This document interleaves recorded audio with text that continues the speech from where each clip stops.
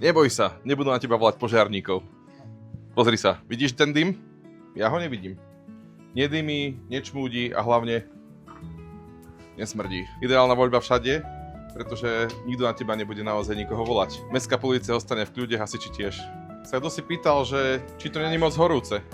Sklo len na vlastné riziko, ale pohri sa, ruku držím. Ideme rátať sekundy. Raz, dva a tak ďalej a tak ďalej. Môžem tu držať ruku aj pol dňa a nič, pohoda.